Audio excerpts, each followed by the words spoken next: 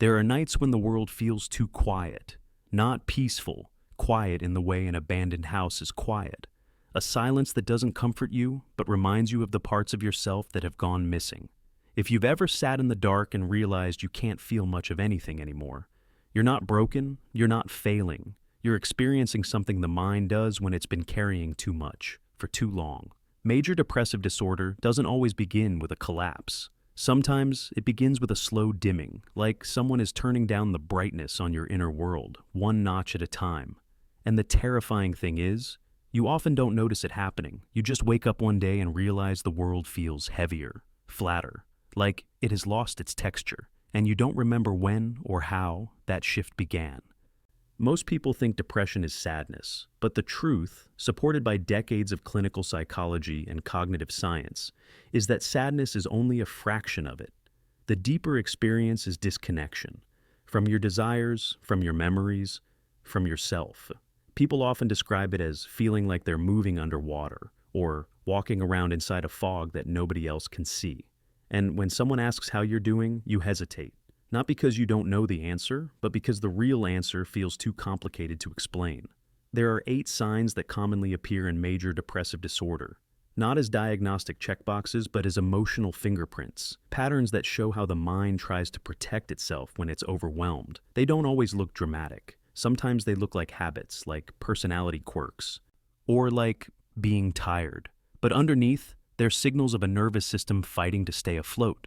The first sign is persistent low mood, a kind of emotional gravity that pulls everything downward. Not sadness with a clear reason, but a dull pressure that follows you even on days that should feel okay. Research in effective neuroscience shows that this often comes from a disruption in the brain's reward system, the circuits that help you anticipate pleasure, motivation, and meaning. When these circuits dim, life doesn't feel rewarding. Even small tasks feel like climbing a hill you didn't choose to climb. The second sign is Anhedonia, the loss of interest or joy in things you used to love. This one is especially painful because it makes you feel like you're losing pieces of your identity. You know you should enjoy the things you once cared about, but your emotional response feels muted or disconnected. And this often leads to guilt. Why can't I just appreciate what I have? But according to multiple studies on the brain's dopaminergic pathways, anhedonia isn't a lack of gratitude or effort. It's a functional shutdown, a protective mechanism that occurs when the nervous system is overloaded. The third sign is fatigue that feels deeper than physical tiredness. It's not just low energy, it's mental exhaustion, like your brain is trying to operate on limited bandwidth. Even thinking feels heavy. Even simple decisions feel like pushing through mud. Cognitive psychology calls this executive dysfunction, and it's a well-documented response to prolonged stress and emotional overload. The fourth sign is changes in sleep, sleeping too much or not enough. Not because you're lazy and not because you lack discipline, but because your circadian system is tied directly to mood regulation. When your internal rhythms get disrupted, the body loses its sense of timing and recovery. The fifth sign is feelings of worthlessness or excessive guilt, emotions that don't match the reality of your actions. These distorted thoughts aren't personal failures. They're cognitive patterns shaped by stress hormones, negative bias, and emotional depletion. The sixth sign is difficulty concentrating. People often blame themselves for this one. But neuroscience shows that when your brain is in survival mode, your cognitive resources get rerouted. Focus becomes fragmented. Your thoughts drift. Your memory feels unreliable. The seventh sign is psychomotor changes, moving slower, speaking slower, or feeling restless without knowing why. These are not personality traits, they're physiological responses. And the eighth sign, the one people often hide the most, is recurrent thoughts of hopelessness. Not always suicidal thoughts, but a painful sense that the future feels closed or narrow, or like it's slipping out of reach. If you recognize any of these signs, especially more than a few, it doesn't mean something is wrong with your character. It means you're carrying a burden so heavy, your mind has begun to change its structure around the weight. This isn't weakness, it's adaptation. Human minds respond to emotional injury the same way bodies respond to physical injury, with inflammation, compensation, and protective shutdown. And in this video, I want to walk with you through each of these signs, not as labels, not as diagnoses, but as clues, signals from a nervous system that has been trying, quietly, desperately, to keep you safe. Because once you can finally understand what these signs are trying to tell you, you stop seeing yourself as someone who's failing, and you start seeing the truth. You've been surviving something incredibly difficult, and you've been doing it alone, in silence, for far too long. There's a street in Portland that looks different depending on the season. In the fall, it glows like someone rubbed amber into the trees. But in late winter, when the light goes flat and the sky hangs low, the same street feels like a hallway in a house you once lived in but no longer recognize. That's the kind of light I'm thinking about right now. The quiet, colorless kind that makes every sound feel farther away. Imagine someone walking down that street. No rush, no destination. Just the slow, automatic movement of legs that learned how to move long before the mind stopped caring. The world around them is intact. Cars passing, a dog barking, the smell of coffee drifting from a cafe they used to love. But none of it lands. It's like the world is speaking in a language their nervous system no longer understands. If you've ever slipped into a major depressive episode, you know that sensation. It's not sadness, not in the way people imagine. It's more like standing behind a sheet of glass that no one else can see. You can watch your life, but you can't quite feel it. And the small routines that once grounded you, morning sunlight on the kitchen table, the familiar creak of your apartment floor, the subtle warmth of a friend's voice, turn into shapes without meaning. As the person walks, they pass a bus stop. A teenager sits hunched over, earbuds in, staring at the ground. Two friends talk quietly nearby, their faces animated with some private humor. And for a second, the walker feels an old impulse, a tiny spark of curiosity, an echo of connection. But it burns out quickly, not because they don't care, but because caring feels like lifting something too heavy with the wrong muscles. Depression often steals the why long before it touches the what. You can still do things. You can still get out of bed, open your laptop, reply to a few emails, nod through conversations, heat up a meal, but the meaning that used to animate these actions dissolves, leaving only the motions themselves. Neuroscience calls this the breakdown of reward anticipation. Psychology calls it Anhedonia, but internally, it feels like the world lost its temperature. The walker continues down the street until they reach a small bridge.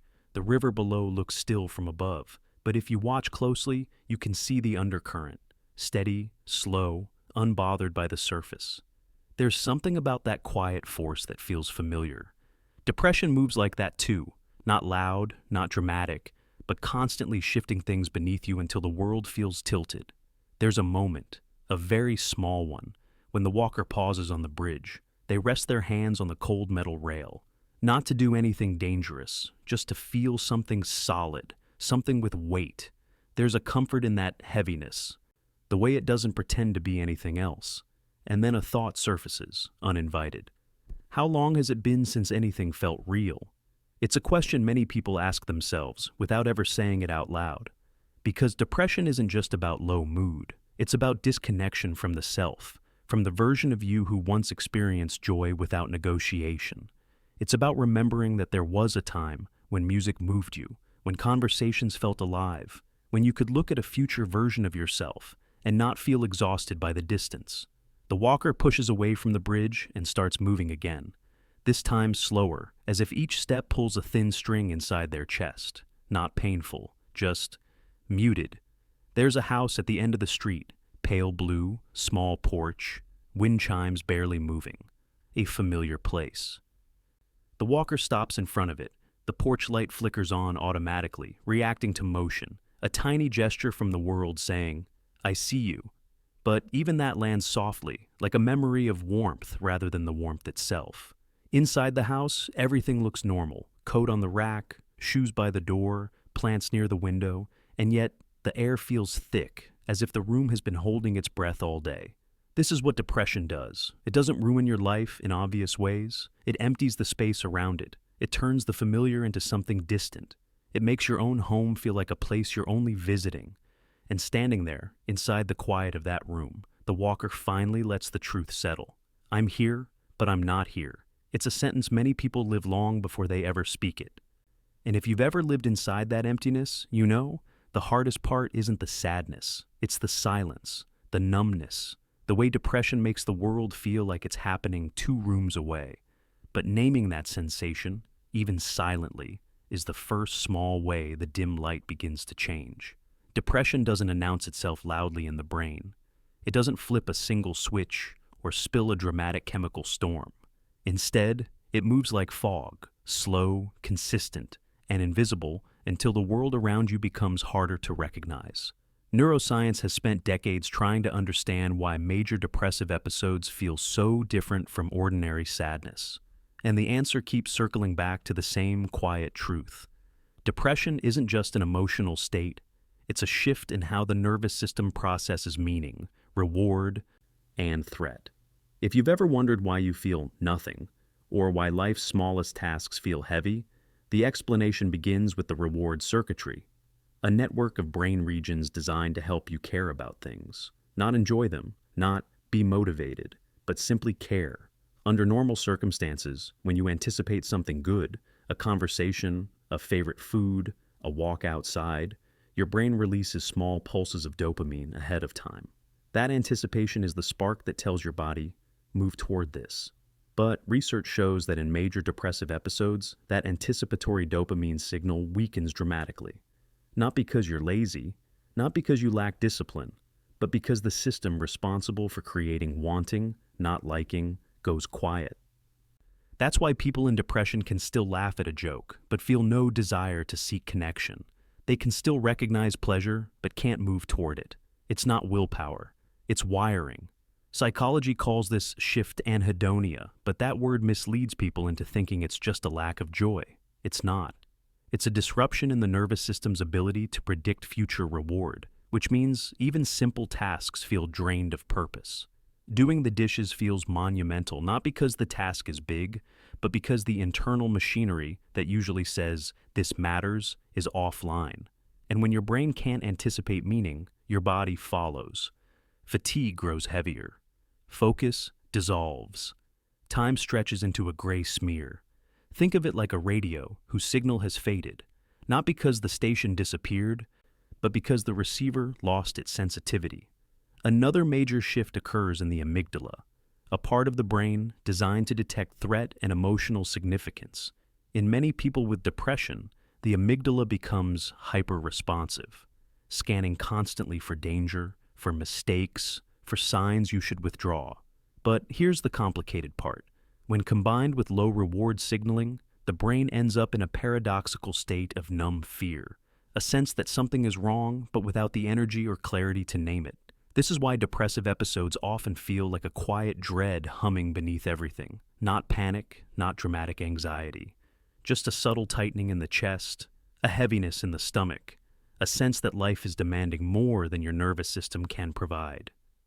Clinical models describe this as cognitive load saturation, the point where the prefrontal cortex, the part of your brain responsible for planning and decision-making, becomes overwhelmed by internal noise. It's not that you can't think. It's that your brain is too busy managing the emotional static to think clearly. So, when people say depression feels like moving through water, this isn't a metaphor. It's a neurological reality. Your processing speed slows, your reaction time stretches, your ability to initiate action becomes compromised. Not because you don't want to act, but because the neural circuits that support initiation and effort are under firing. Researchers often point to the default mode network, the part of the brain that becomes active during self-reflection. In healthy states, this network helps you understand yourself. But in depression, it becomes overly active, trapping you in loops of self-evaluation, regret, or hopeless prediction. That's why you might lie in bed replaying conversations from years ago, or feeling ashamed of things no one else remembers. It's not character weakness. It's your brain's introspective system spiraling without regulation. Meanwhile, the hippocampus, the region tied to memory and context, often shrinks slightly during long episodes. Not permanently, not irreversibly, but enough that your sense of time blurs. Days feel identical. Ambient life details don't stick. You remember the pain, but not the moments around it. Many people describe this as living in a gray tunnel. It's not poetic language. It's the brain's inability to form new emotional associations when reward circuitry is offline. But here's something most people don't know. Depression also alters your sensory processing. Studies show that the brain becomes less responsive to contrast, color, and sound intensity. So, when the world feels muted, dim, or distant, it's because, in a very real way, your brain is numbing the input before it reaches consciousness. This is why sunlight feels flat, food tastes dull, music loses dimension. The senses haven't broken. The emotional filters attached to them have. And yet, in the middle of all this quiet neurological chaos, the brain is doing one thing incredibly well. It's conserving energy. It's protecting you. It's shutting down non-essential systems so you can survive a perceived internal winter. Major depressive disorder isn't the body failing. It's the body entering a mode of deep conservation, a protective freeze state, when it senses overwhelming psychological threat. It's not your fault. It's your wiring responding to overload. And understanding that, not as a metaphor but as biology, is often the first moment of relief people feel. Not because the pain changes, but because now it has a structure, a pattern, a logic. It's no longer a mystery. It's something you can start to observe gently rather than fight blindly. There's a moment in every depressive episode that rarely gets talked about. It doesn't happen suddenly. It isn't dramatic. It's the instant you stop arguing with yourself, when the emotional system that once tried to pull you toward life quietly gives up. Psychologists describe this as behavioral shutdown, a form of emotional conservation triggered when the brain perceives prolonged threat, internal or external. CBT models point out that this shutdown isn't a choice but a spiral. Thoughts become heavy, which lowers action, which deepens meaninglessness, which reinforces the original thoughts. Not a loop of weakness, but a loop of survival. In depression, each of the 8 classic symptoms becomes more than a clinical box to check. They become the architecture of a mind that has grown tired of fighting itself. Persistent low mood isn't simply sadness. It's a collapse of emotional complexity. Most people think depression feels like crying all the time, but clinically and experientially, it's often the opposite. It feels like your emotions have been flattened, pressed into a single muted frequency. The nervous system stops allowing highs or lows because both require energy. Sadness is not the pain. The inability to feel anything fully is. When people say they feel disconnected from themselves, this is what they're describing. The loss of emotional contrast, the gray wash over inner life. Then there's anhedonia, the supposedly simple loss of pleasure. But when you sit with people, or sit with yourself long enough, you start to see the deeper truth. It's not that joy disappears. It's that the system built to recognize and move toward reward has collapsed. This creates a kind of psychic stillness, a life where moments of potential meaning pass in front of you like muted scenes behind glass. Even activities you once loved turn into hollow rituals. You know what they meant to you, but you can't feel what they meant. This disconnection is often the source of the shame people carry, the belief that they should snap out of it or try harder. But trying harder without working reward circuits is like pressing the gas pedal in a car without fuel. It makes noise, but it doesn't move. Weight changes, whether loss or gain, aren't about discipline either. They're the physiological echoes of the mind's withdrawal. Some people lose appetite because the brain blunts the salience of sensory reward. Food becomes texture, not nourishment. Others eat more because eating becomes one of the few predictable comforts the body can still detect. Attachment theory points out that when internal security is disrupted, the body tries to soothe through predictable rhythms: sleep, food, repetition, even if they aren't healthy. The sleep disturbances go deeper than fatigue. Insomnia and depression often comes from emotional hyperarousal. The brain is tired but feels unsafe to descend into unconsciousness. The opposite, hypersomnia, is a form of cognitive retreat. Both reflect a nervous system that has lost its center of gravity. Low energy, the crushing fatigue, isn't laziness. It's the cost of holding emotional tension for too long.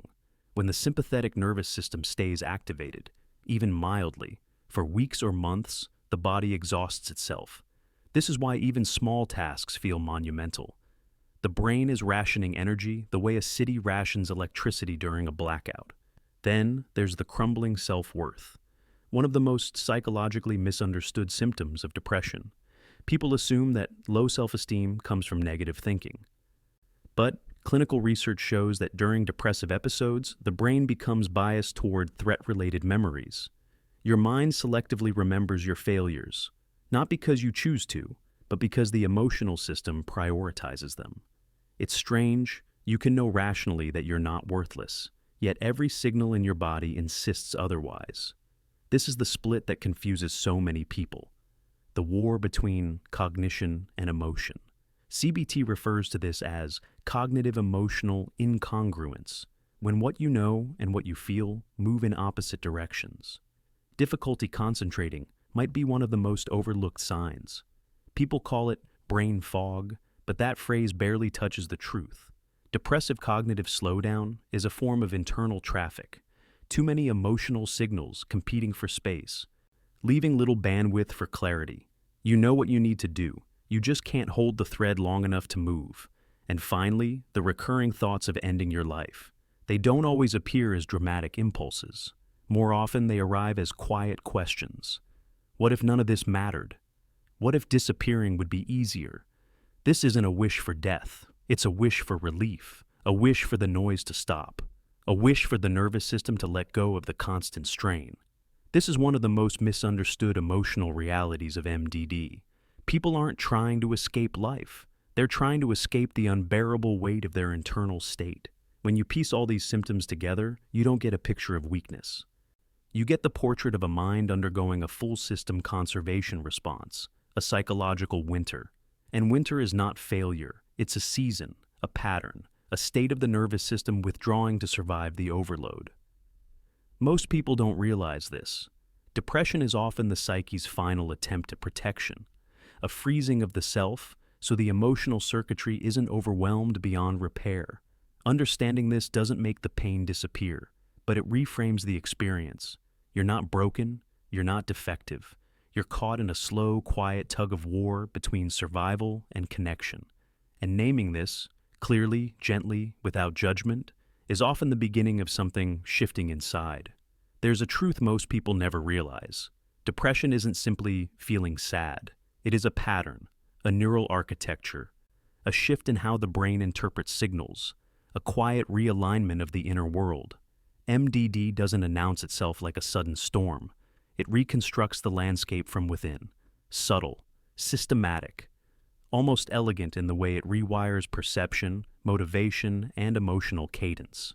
For years, neuroscience has been tracing these hidden footprints, the small disruptions in dopamine pathways, the muted responsiveness of reward circuitry, the overfired alarms of the amygdala, the dimmed executive lights in the prefrontal cortex. These aren't just data points. They are the story of how a person slowly loses access to themselves. If you want to understand depression on a deeper level, you can't just look at symptoms. You have to look at signatures, the neural psychological imprints that operate beneath the surface, shaping every thought, every hesitation, every moment of numbness a person with MDD carries like a second skin. And that is why we step into this section. The 8 neuropsychological signatures of major depressive disorder, the hidden mechanisms that explain how MDD quietly reshapes a human being from the inside out. 1. The silent drift. How loss of interest becomes a neural dimming. There's a moment in depression that rarely gets noticed. It's not dramatic, not cinematic. It's the quiet drift, the slow fading of colors in the reward system. According to cognitive neuroscience, when dopamine signaling weakens, the brain doesn't say, "I'm sad." It simply stops lighting up. People think anhedonia is not caring, but it's closer to a room where the bulbs are functional, yet the power line keeps flickering. Nothing is wrong with your desire. What collapses is the bridge between wanting and feeling. That gap creates a distinct psychological signature, a life that still matters to you, but no longer reaches you. 2. The emotional frostbite.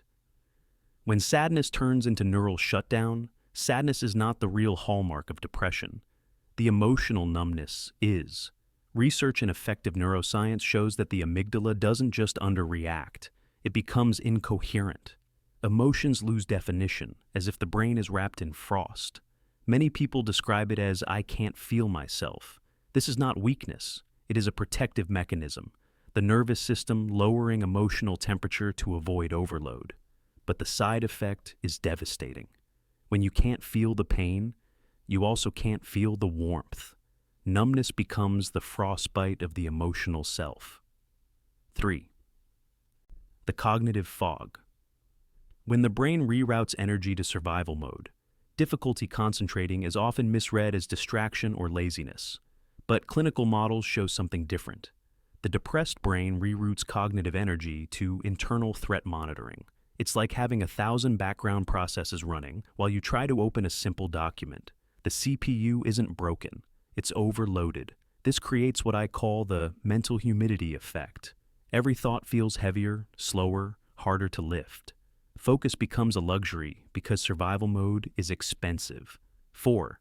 The heavy gravity. Fatigue is a metabolic signature of emotional overload. Fatigue in MDD isn't being tired, it's being gravitationally pulled downward. Studies on motivational neuroscience show reduced activation in regions responsible for initiating action.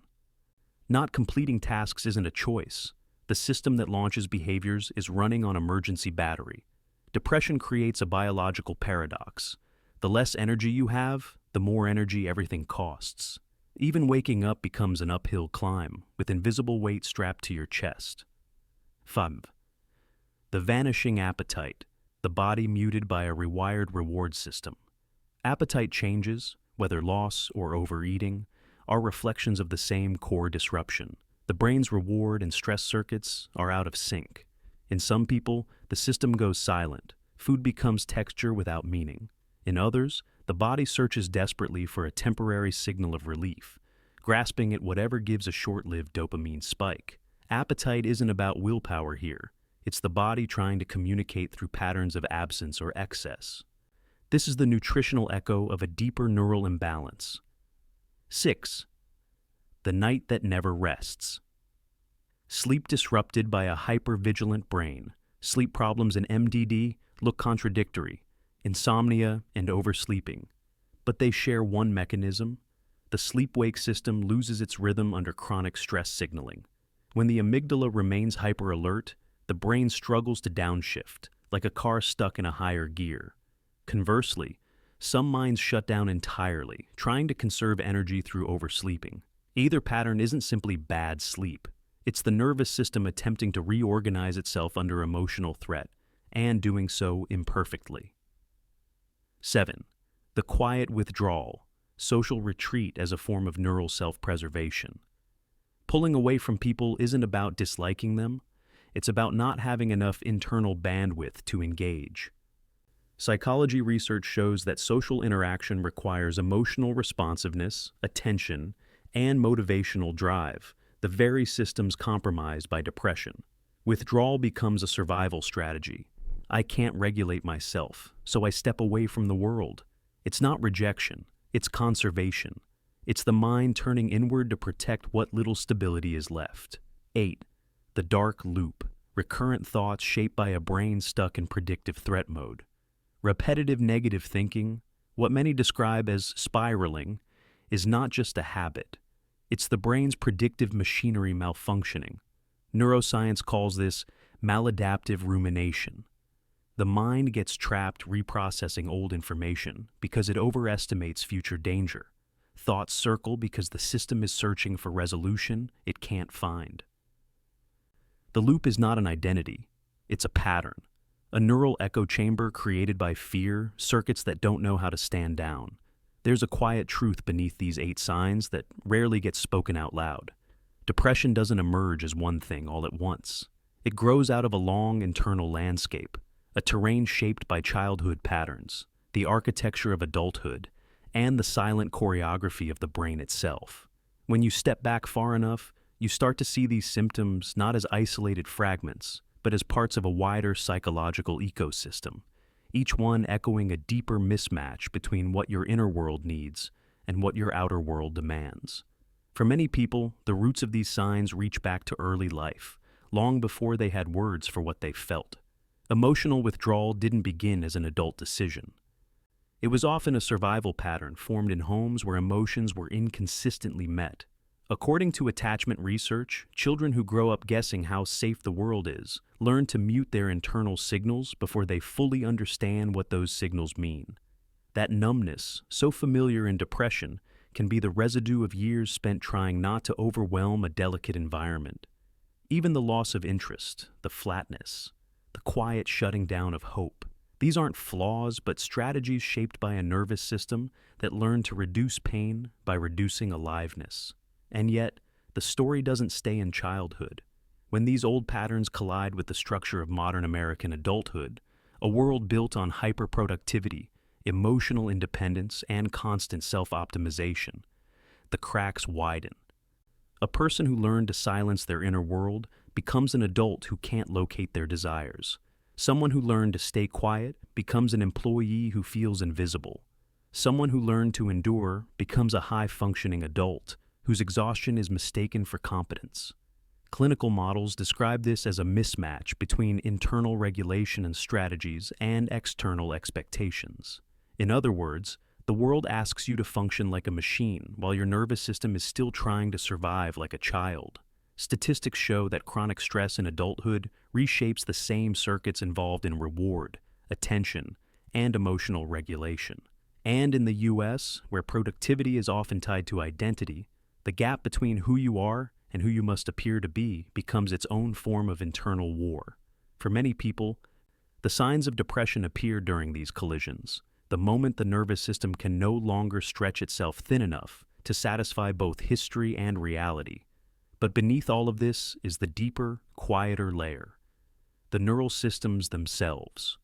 Modern neuroscience suggests that depression isn't just a mood problem, but a systemic shift in three interacting circuits.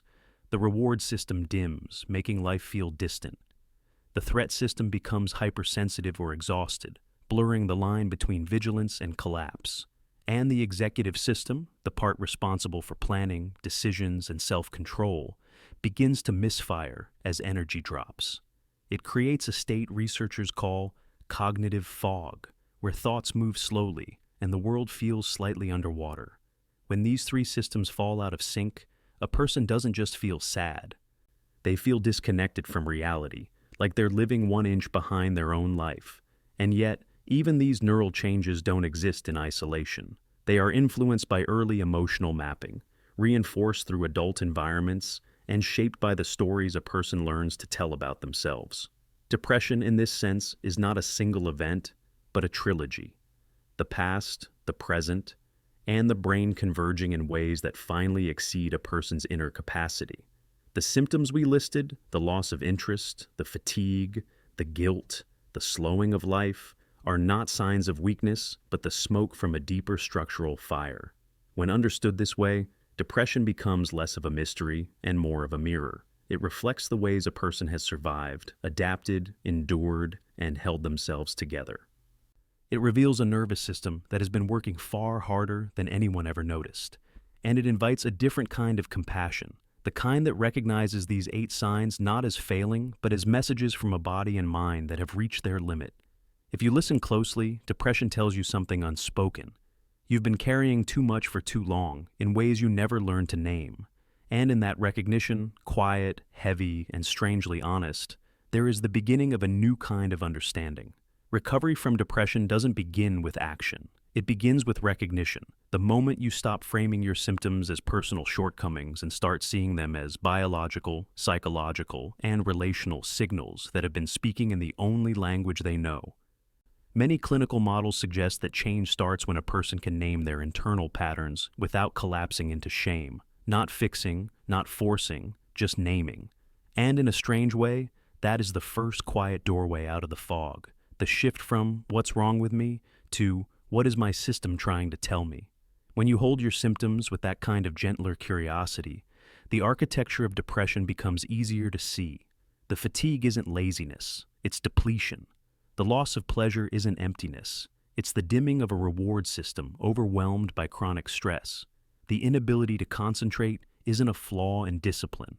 It's the result of a brain reallocating resources for survival.